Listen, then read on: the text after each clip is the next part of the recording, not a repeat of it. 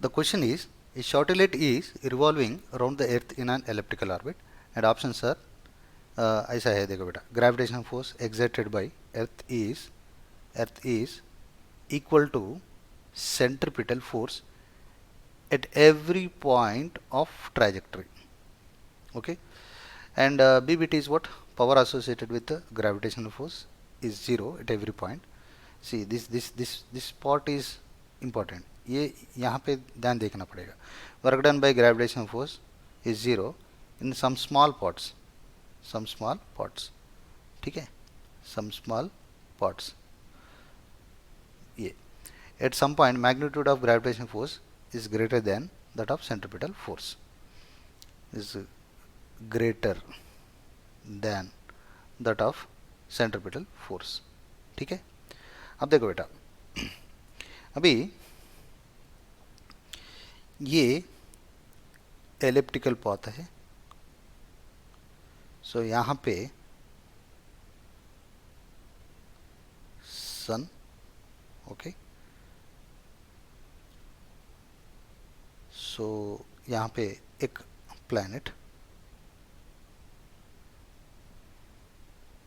Right. सो एक यहाँ पे, नहीं तो यहाँ पे अर्थ ले लो.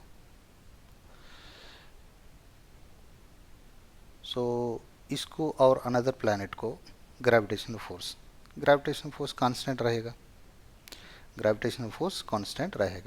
सो लिखेंगे ग्रेविटेशनल फोर्स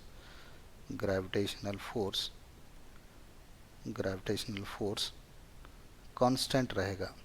क्यों? सो फोर्स का फार्मूला क्या है बेटा? F is equal to G M m by r square. So इसमें कैपिटल M, सो अर्थ का और प्लैनेट का मासेस चेंज नहीं होता, और उसके बीच में जो डिस्टेंस जो है ना, सो वो भी चेंज नहीं होता. So gravitation force is constant. But ध्यान से देखो, सेंट्रीपिटल फोर्स बोल रहे, centripetal force.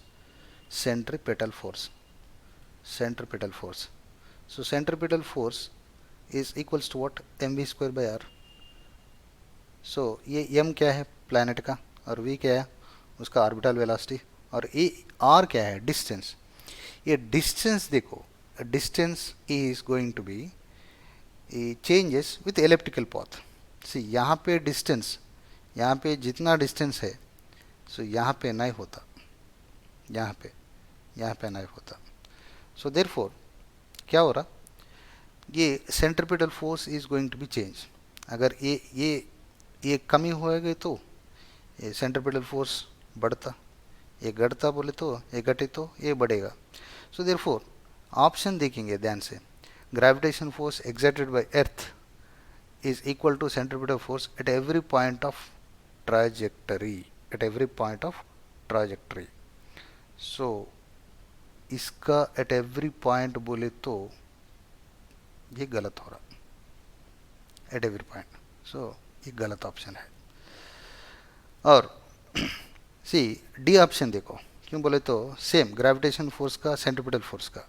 So gravitational force और सेंट्रिपिटल फोर्स का ये फोर्स चेंज हो रहा.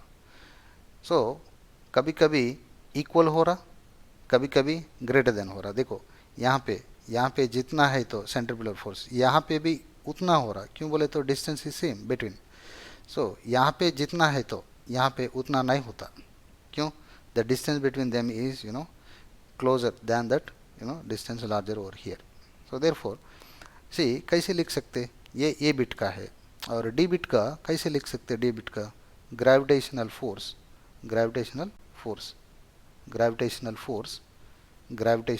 Is greater than or equal to centripetal force.